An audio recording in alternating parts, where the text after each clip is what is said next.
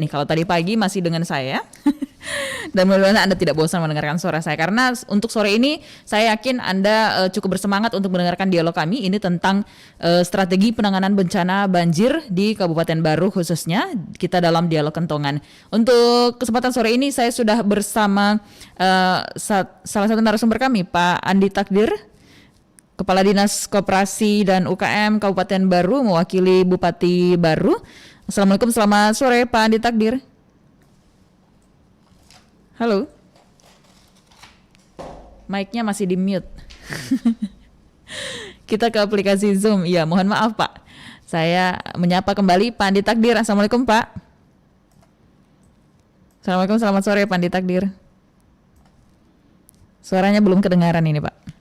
Mungkin mic-nya masih di mute. Karena kita melalui aplikasi Zoom ini, pendengar, untuk Anda yang juga ingin melihat secara langsung siaran kami, boleh di... ya, sudah terdengar suaranya. Tes. Ya, sudah terdengar Pak. Ya, terima kasih. Ya. Pak, mohon maaf, mungkin Bapak sedang monitor juga siaran kami, boleh dikecilkan saja monitornya. Bapak dengarkan suara saya lewat aplikasi Zoom saja, lewat headsetnya Pak. Untuk Anda pendengar yang ingin mengikuti juga siaran kami, boleh menyaksikan di YouTube RRI Makassar, juga Facebook Pro 1 RRI Makassar. Untuk sore ini kita akan membahas tentang bagaimana penanganan banjir di Kabupaten Baru. Kita tahu sejak 2018 dan 2019 ini banjir hebat ini terjadi juga di Kabupaten Baru. Memang ada beberapa daerah lainnya, namun kita lebih fokus ke Kabupaten Baru yang kita tahu juga ini cukup dekat dengan wilayah pantai. Pak Andi Takdir ini mewakili Bapak Bupati, dan tentunya kami salam hangat juga untuk Pak Bupati, Wakil Bupati, dan seluruh yang ada di Kabupaten Baru, Pak. Seluruh OPD. Halo. Ya, sudah mendengarkan suara saya, Pak? Iya, sudah jelas. Ya, makasih. Baik.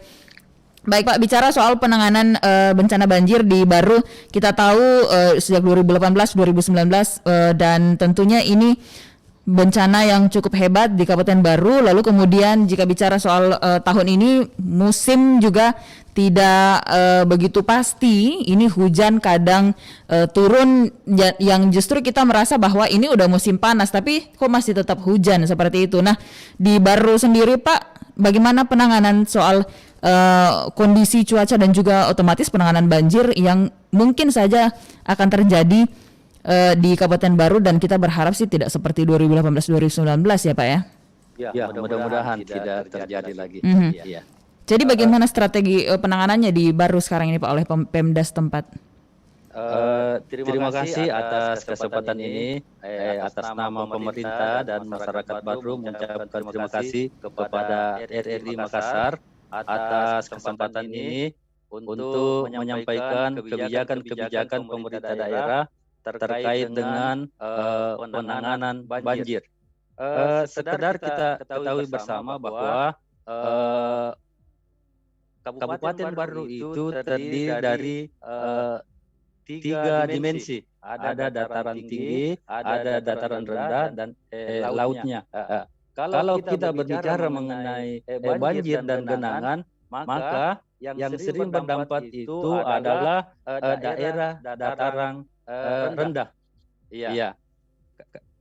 Pada daerah dataran rendah ini bisa terjadi banjir pertama karena curah hujan yang cukup tinggi dan lama, sehingga sungai-sungai yang ada di Baru, misalnya Sungai Kiru-Kiru, Sungai Ajakang, Sungai Bumi, itu tidak dapat menampung curah hujan yang cukup tinggi sehingga meluap ke daratan, sehingga itulah yang menyebabkan sebagai banjir tahunan yang dialami oleh pemerintah daerah Baru. Baik, nah selain itu Pak, daerah mana yang menjadi langganan tahunan Pak? Maksudnya ada yang paling parah seperti itu? Alhamdulillah untuk Kabupaten Baru ini yang rutin itu cuma di Kecamatan Taneteri aja, dengan pada desa Lompok Tengah atau di ibu kota kabupaten.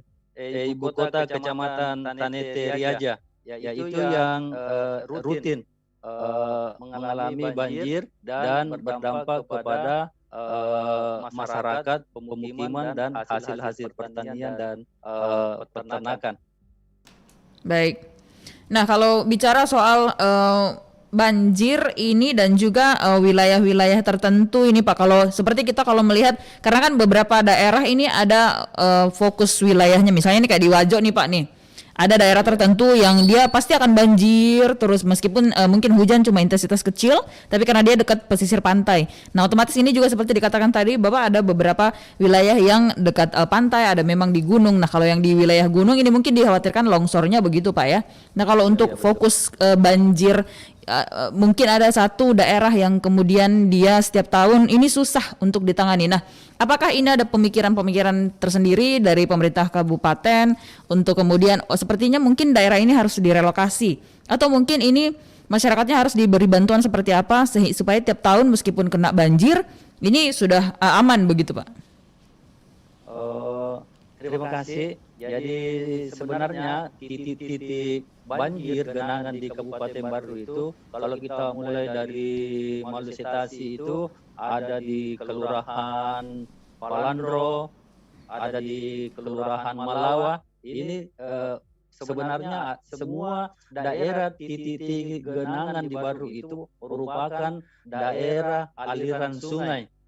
Ya, semua berada di daerah aliran sungai. Misalnya di Kupa, genangan itu ada. Tapi alhamdulillah 2 tahun terakhir ini genangannya sudah berkurang karena pihak Balai Besar Jalan Nasional itu sudah membuat saluran, sehingga air yang dari sebelah timur itu sudah tersalurkan melintasi Jalan Nasional. Kemudian juga ada genangan khusus di Kecamatan Malusitasi itu di Bojobaru, di daerah Lapakaka. Kemudian yang sering juga terjadi banjir ini disebabkan oleh curah hujan kemudian bertepatan dengan air pasang yang naik. Ya, itu khususnya di Sopen Riaja itu di Kelurahan Kiru-Kiru Mangkoso, sekitar depan Puskesmas Mangkoso, itu sudah jadi langganan untuk banjir. Kemudian di Lampoko akibat meluapnya Sungai Lapasu, dan di Ajakang itu juga pasar dan kantor desa biasa menjadi langganan untuk banjir. Untuk di Kecamatan Balusu itu yang rutin juga itu adalah di Temirang. Ini merupakan buangan dari Sungai Takalasi. Kemudian untuk Kecamatan Baru ada di Kelurahan Mangempang, kemudian di Kelurahan Tuwung dan Copo. Tapi alhamdulillah sudah teratasi dengan adanya kanal yang sudah dibangun beberapa tahun terakhir ini, sehingga air dari timur itu sudah tersalurkan melalui kanal ke pantai. Jadi sekarang ini tinggal Taniteri-Lau. Kalau di Taniteri-Lau itu di Lalabata akibat meluapnya Sungai Bungi. Kemudian di Taniteri aja itu tadi kami sudah sampaikan Sungai Rala, kemudian di Rala dan di Ele ini adalah akibat curah hujan yang tinggi di hulu ditambah dengan bertepatan dengan air pasang yang menyebabkan terhambatnya mengalirnya air ke laut. Saya kira itu gambaran titik-titik genangan banjir yang bersifat tahunan di Kabupaten Baru per kecamatan. Nah Pak, kalau melihat dari kondisi-kondisi lokasinya tadi banyak disebutkan nama-nama sungai, apakah sungainya ini harus diperlebar lagi Pak, diperbesar lagi untuk penanganan banjir ke depan, mudah-mudahan tidak meluap lagi, mungkin seperti itu? Saya kira upaya-upaya sekarang ini berdasarkan kewenangan. Ada kewenangan pusat, ada kewenangan provinsi, dan ada kewenangan kabupaten. Jadi sungai-sungai itu dan itu adalah kewenangan provinsi dan pusat. Jadi pemerintah daerah dalam hal ini mengusulkan ke pemerintah lebih tinggi untuk melakukan penanganan. Ya, tapi secara internal yang dilakukan oleh pemerintah daerah itu adalah setiap tahun itu menyampaikan peringatan-peringatan dini. Peringatan dini sebagai antisipasi terhadap bencana banjir. Oke. Kemudian yang kedua melakukan koordinasi dengan dinas kehutanan provinsi karena kehutanan sekarang sudah beralih dari kewenangan kabupaten menjadi kewenangan provinsi sehingga penanaman pada daerah hulu itu, daerah hutan itu kita sampaikan untuk dikoordinasikan lakukan penanaman dan pemeliharaan. Kemudian pemerintah daerah juga selalu menyampaikan untuk melakukan penanganan sampah, jangan membuang sampah di sungai.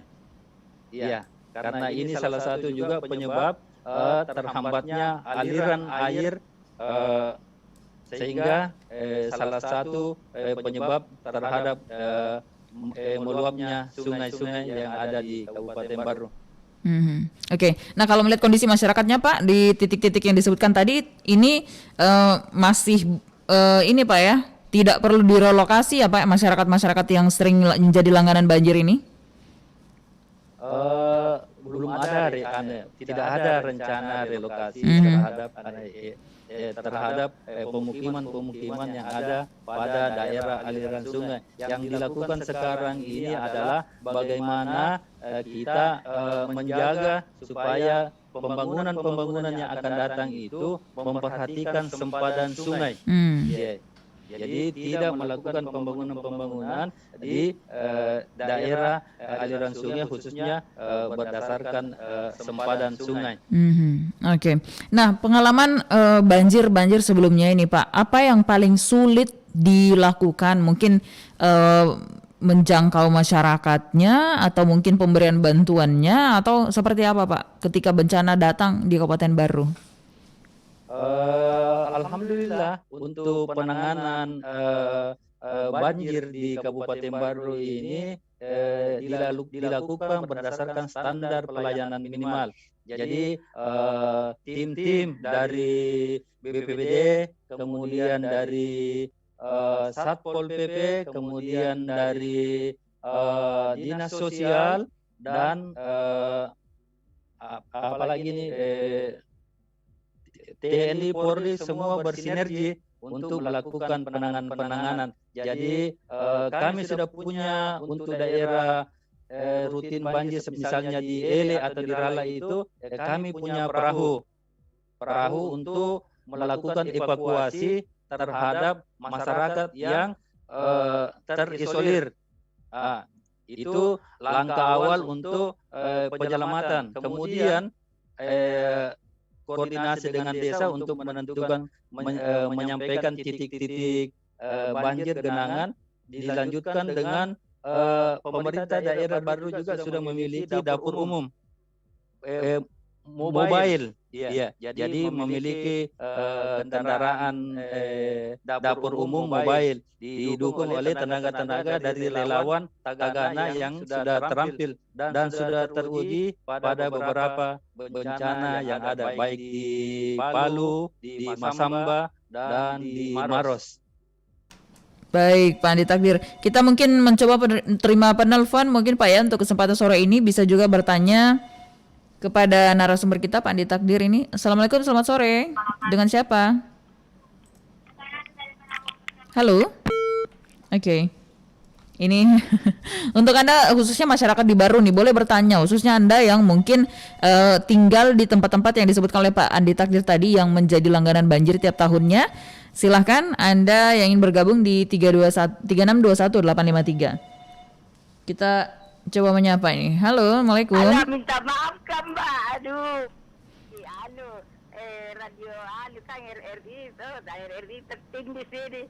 Mbak Mela kah? Mbak Mela. Dengan nilai nih Ibu dari mana Bu? Ibu Cida. Oke, Ibu ada pertanyaan? untuk Enggak, Ji. Oh, oke, makasih Bu. Terima kasih Ibu, dan mungkin kita akan break dulu ini Pak Andi Takdir, kita ikuti satu ini sambil minum-minum juga mungkin Pak ya. Karena kita masih lanjut sampai jam 5 nanti. Tetap bersama kami pendengar di Dialog Kentongan untuk sore ini. Lari-lari ya, pokoknya jadi. Hah?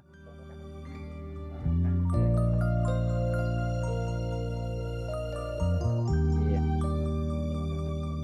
Iya. Iya.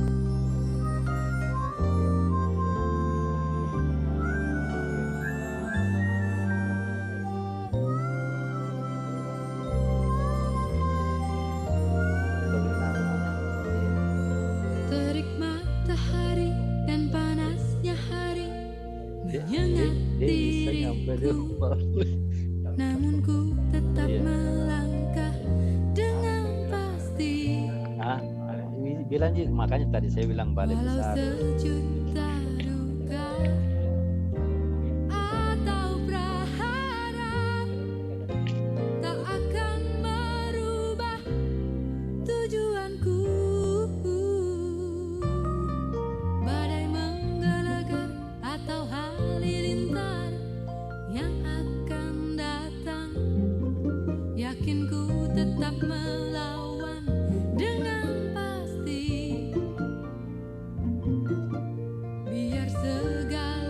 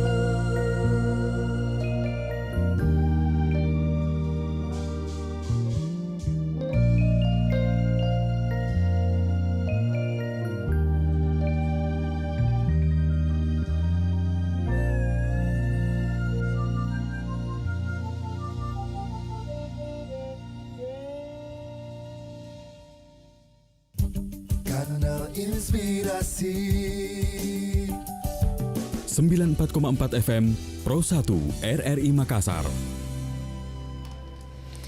Terima kasih pendengar, Anda masih bersama kami di Dialog Kentongan. Saya Nila juga Pak Andi Takdir, narasumber kita untuk kesempatan sore ini masih bersama Anda.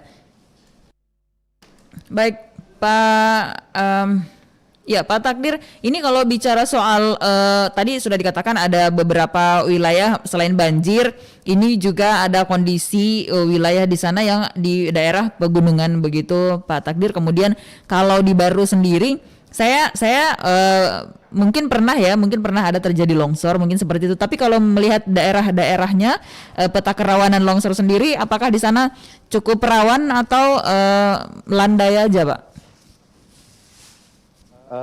Iya, tadi kami sudah sampaikan bahwa Baru itu adalah 3 dimensi, ada dataran tinggi. Jadi longsor-longsor itu bisa terjadi di dataran tinggi, misalnya di Tanetiriaja, Jalan Poros Bulu 2, atau di Pujananting. Ya. Kemudian yang terakhir ini adalah longsor di pantai. Yang 2 tahun lalu itu di Takalasi dengan di Tanetiri Lau. Jadi potensi longsor itu ada di daerah Kecamatan Balusu, Tanetiriaja, Pujananting. Oke. Tapi kemudian kalau melihat kondisinya, Pak, ini tidak terlalu parah, Pak, ya? Kalau untuk kondisi longsor sendiri di sana? Alhamdulillah dengan sinergitas dan kesiapsiagaan dari tim, baik dari Tagana, tim reaksi cepat dari Badan Penanggulangan Bencana, mengkoordinir potensi dan sarana dan prasarana yang ada, didukung oleh partisipasi masyarakat, sehingga alhamdulillah setiap longsoran yang ada pada jalur akses itu dapat ditangani secara cepat. Oke. Nah, ini kalau banjir di sana, Pak, paling banyak yang berpartisipasi untuk melakukan evakuasi selain BPBD, dari mana lagi, Pak, yang bekerja bersama-sama bersinergi di pemerintah daerah Baru? Alhamdulillah tadi kami sudah sampaikan sinergitas yang cukup tinggi dari komponen stakeholder yang ada di Kabupaten Baru. Jadi dimotori oleh pimpinan daerah dan Forkopimda, kemudian ditambah oleh tim dari tadi sudah sampaikan tim reaksi cepat Badan Penanggulangan Bencana Daerah, kemudian ada tim relawan dari Tagana, dari Dinas Sosial, dan yang perlu kami perjelas pada kesempatan ini bahwa bantuan dari Basnas Kabupaten Baru itu berupa logistik dan untuk bedah rumah sebagai tindak lanjut dari penanganan dari korban banjir dan longsor yang ada di Kabupaten Baru. Oke, iya Pak Andi Takdir, kita juga akan bersama ini Pak Hartawan, Kasih Kedaruratan Bencana BPBD Baru, dan tentunya kita ingin mengetahui lebih jauh, lebih detail bagaimana kondisi-kondisi yang dilakukan di lapangan, apa yang dilakukan. Apakah sudah bersama kami Pak Hartawan? Aktifkan. Oh, Pak Hartawan dengan Pak Andi Takdir di lokasi yang sama ini, Pak? Oh, berarti ini lokasinya boleh agak berjauhan supaya tidak feedback ya, karena Oke, ya, nanti saya mute ya. ya boleh di mute sementara untuk Pak Andi Takdir. Boleh di on kan kameranya Pak Hartawan? Boleh di on kan kameranya, dibuka kameranya Pak, supaya kita bisa kameranya dengan mic-nya, jadi kita bisa ngobrol langsung nih. Oke. Berarti narasumber kita untuk sore ini lumayan kompak nih pendengar. Meskipun tadi kita juga sempat koordinasi dengan Ibu Kepala Kalak BPBD ya. Oke.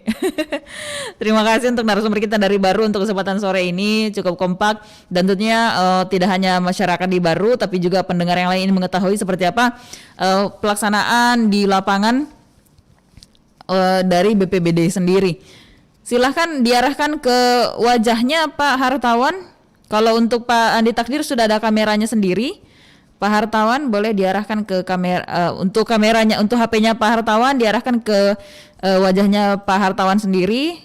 Boleh mic-nya dibuka Pak, di-on-kan mic-nya Pak, supaya kita bisa ngobrol langsung. Oke. Kita masih, ya, ini mic-nya belum dibuka nih Pak Hartawan. Posisinya sudah lumayan Pak, sudah cakep. Masih dengan baju dinas. Ya, meskipun mungkin di Makassar kita sebagian WFH, WFO, tapi di beberapa daerah meskipun PPKM, tapi mungkin tidak begitu, tidak semua ya yang WFH ya. Baik, sudah ya Pak Hartawan ya? Ya, sudah. Ya, selamat sore Pak Hartawan, apa kabar Pak? Selamat sore, kabar baik dari Badan Penanggulangan Bencana Kabupaten Baru. Baik, suara saya jelas Pak ya? Jelas. Baik, Pak Hartawan tadi mungkin juga karena sama-sama dengan Pak Andi Takdir, berarti tadi juga sudah mendengarkan secara lebih banyak tentang secara umum ya, gambaran secara umum. Nah, kalau ke BPBD ini lebih ke otomatis lebih ke teknisnya nih. Pak Hartawan, kalau misalnya kejadian seperti kalau kita flashback ke 2018-2019 ini bisa dikatakan banjir yang cukup parah ya Pak di Baru Pak ya, sampai meluap bahkan sampai ke jalan provinsi seperti itu. Kemudian apa sih yang mungkin menjadi kendala ketika pihak BPBD sendiri turun ke lapangan jika terjadi bencana Pak?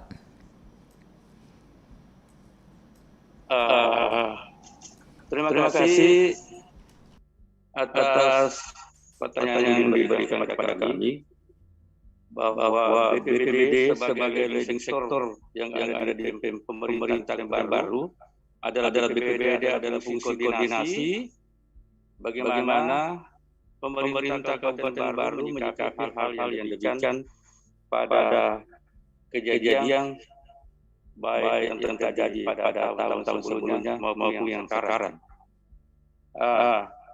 Kendala-kendala yang biasa terjadi di lapangan pada saat evakuasi. Pertama yang saya ingin sampaikan, Ya.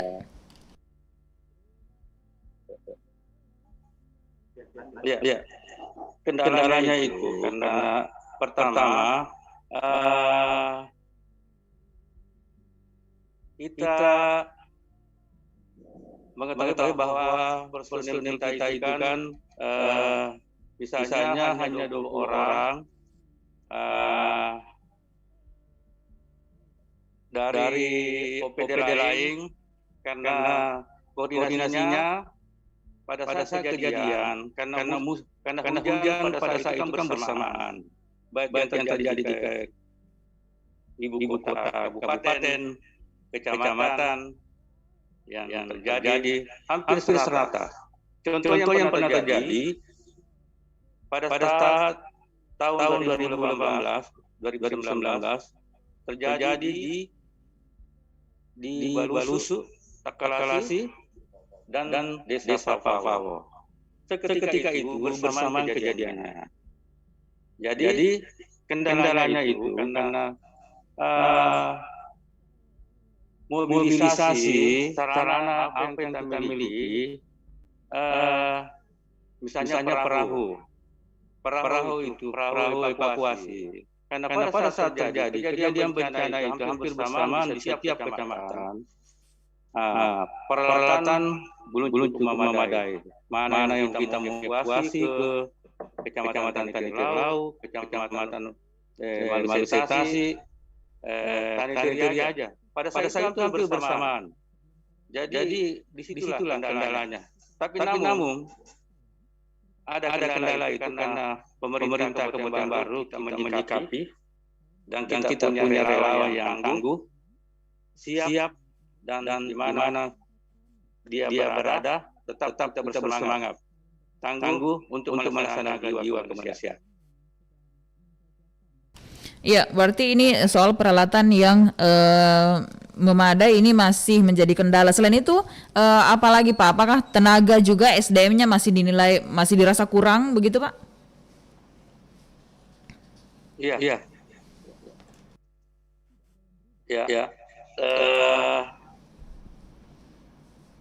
Tenaganya saya cukup saya sampaikan bahwa belum memadai. Baik dari tim yang ada di BPBD, relawan kita. Karena tim inti kita sebenarnya yang terdapat di OPD kami itu hanya 10 orang. Jadi memungkinkan kita membutuhkan tenaga relawan dari Dinsos, apalagi kalau ada kejadian bencana tenggelam. Sangat kita butuhkan dari orang Basarnas, bahkan dari relawan dari staf relawan dari Unhas, Onismu, dan lain-lain. Bahkan dari ada daerah tetangga, dari Parepare, dari Pangkep, Maros sudah tiba di sini. Sekian. Baik. Nah, Pak, kalau bicara soal bencana ini kan tidak melulu tentang longsor, banjir, tapi kalau dari sepengamatan Bapak di BPBD sendiri yang paling banyak terjadi dan paling banyak menerjunkan tim BPBD di lapangan selama 2021 ini apa saja, Pak? Kalau yang terjadi pada saat ini tahun 2021 itu kebanyakan di awal-awal tahun 2021 itu angin kencang pada bulan Desember, Januari, bahkan sampai dengan Februari, Maret. Oke, ini angin kencang berarti banyak masyarakat yang kemudian mengalami kerusakan di rumah-rumahnya begitu ya, Pak ya? Iya. Ada. Dapat saya sampaikan bahwa kejadian angin kencang dapat dikategorikan juga adalah angin puting beliung. Jumlah warga yang terdampak sekitar 400 warga yang terdampak mengalami kerusakan baik ringan, rusak sedang, dan rusak berat. Nah, untuk masyarakat yang terdampak ini, Pak, seperti apa pemberian bantuannya? Apakah langsung pada saat itu atau mungkin mereka masih menunggu beberapa hari, minggu, atau bulan untuk bisa kembali tinggal di rumahnya lewat bantuan yang diberikan pemerintah? Ada secara langsung berupa bantuan logistik, bantuan perbaikan rumah. Nanti di asesmen, yang asesmen itu ada namanya tim relawan TRC. Itu yang memberikan proses kaji cepat. Proses kaji cepat itu dilaporkan oleh BNPB pusat. Sekiranya kejadian yang terjadi angin kencang misalnya di wilayah Kabupaten Baru yang terdampak yang rusak berat, setelah kita itu laporkan bahwa sekian rumah yang terdampak. Jadi yang kita proses itu hanya kebutuhan logistik yang makanan siap saji. Perbaikan rumah itu 1 minggu atau 2 minggu kita bisa laksanakan. Oke. Pak, melihat kondisi BPBD selama 2020 sampai 2021 ini tentunya ada kebencanaan non alam yang juga kita sama-sama alami tentang COVID ini. Dari Pak Hartawan sendiri, apa yang paling dibutuhkan ini, Pak? Mungkin dari BPBD sendiri, apa dukungan yang dibutuhkan oleh pemerintah kepada BPBD, pemerintah daerah ataupun provinsi, paling tidak soal bencana alam dan non alam ini bisa ditangani secara bersama-sama?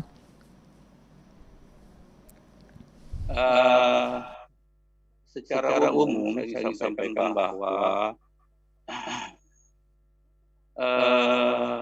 penanganan yang bersifat membantu badan penanggulangan bencana itu adalah logistik yang kurang memadai. Itu dilibatkan bagaimana badan penanggulangan bencana Provinsi Sulawesi Selatan kita libatkan. Makanya ketika stok bantuan kita atau stok barang peralatan berkurang, tetap kita berkoordinasi dengan Badan Penanggulangan Bencana Provinsi Selatan sampai dengan Badan Nasional Penanggulangan Bencana. Baik, saya ke Pak Andi Takdir. Ini mungkin kita agak ganti-gantian untuk mute mic-nya ya Pak ya, karena berdekatan ini. Ya, Pak Andi Takdir tadi sudah cukup banyak yang dipaparkan sama Pak Hartawan. Iya, ini cukup di mute aja Pak Hartawan, yang di HP-nya di mute aja Pak. Ya, gambar mic-nya diklik Pak, jadi dia nanti akan mati sendiri.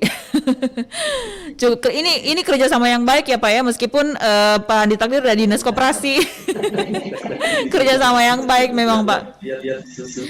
Iya, Pak Andi Takdir, mungkin dari pemaparan yang diberikan oleh Pak Hartawan ini, ada peralatan yang belum memadai, kemudian SDM yang masih dibutuhkan, kemudian juga kebutuhan logistik ketika bencana terjadi. Ini seperti apa Pak nantinya? Apakah akan menjadi bahan juga bagi pemerintah daerah, baik untuk bupati maupun DPR tentunya, Pak Andi Takdir?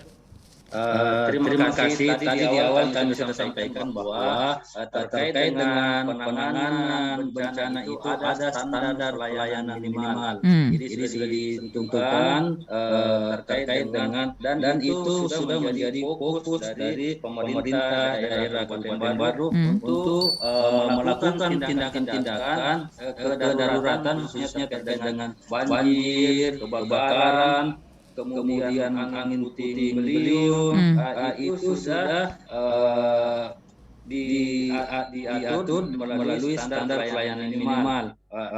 Tadi terkait dengan keterbatasan logistik, kami berkoordinasi dengan Basnas Kabupaten Baru untuk mendukung ketersediaan logistik. Begitu pula terkait dengan bedah rumah untuk bencana longsor dan bencana kebakaran. Jadi pada intinya pemerintah daerah Kabupaten Baru fokus untuk menanggulangi terkait dengan kebencanaan ini. Ya. Kemudian di sisi penganggaran, pemerintah daerah juga menganggarkan untuk hal-hal yang kebencanaan kedaruratan itu melalui dana tak terduga, ya, disiapkan oleh pemerintah daerah Kabupaten Baru. Baik. Nah kemudian Pak, kalau melihat situasi dan kondisi di Baru sendiri, khusus di Baru saat ini, apa yang paling diwanti-wanti Pak ke depan? Sekarang ini fokusnya tetap rutin itu, baik dari Badan Penanggulangan Bencana maupun dari Satpol PP dan Damkar, itu selalu menyampaikan peringatan-peringatan dini langsung ke camat, desa dan lurah, kemudian ke pengurus masjid untuk disampaikan pada saat sebelum salat Jumat. Itu koordinasi yang dilakukan. Kemudian yang kedua, tadi kami sudah sampaikan bahwa pemerintah daerah selalu menyiapkan dana darurat dalam bentuk dana tak terduga untuk mengantisipasi hal-hal yang tidak diinginkan. Mudah-mudahan tidak terjadi. Dan satu hal yang penting saya ulangi lagi kembali, bahwa Basnas di sini, Basnas Kabupaten Baru itu sangat berperan dalam rangka mengisi atau membantu pemerintah daerah untuk hal-hal yang bersifat kedaruratan, baik melalui logistik maupun dalam kegiatan bedah rumah. Baik, mungkin yang terakhir ini Pak Andi Takdir, apa yang ingin dipesankan kepada pihak BPBD dan tim-tim yang terkait yang selalu bersinergi jika terjun ke lapangan dan juga masyarakat Pak? Silakan. Harapan kami semangat, kebersamaan, sinergitas yang selama ini untuk dipertahankan.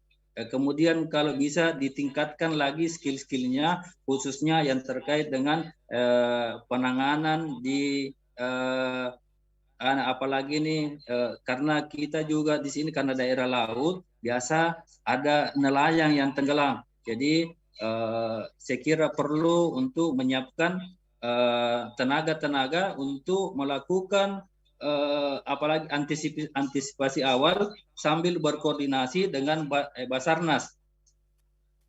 baik dari universitas, dari TNI maupun dari Polri. Itu ya. Saya kira itu yang perlu kita siapkan adalah tingkatkan koordinasi, sinergitas, kemudian peningkatan skill dari para relawan kita baik di Tagana maupun di tim reaksi cepat dari Badan Penanggulangan Bencana Kabupaten Barru.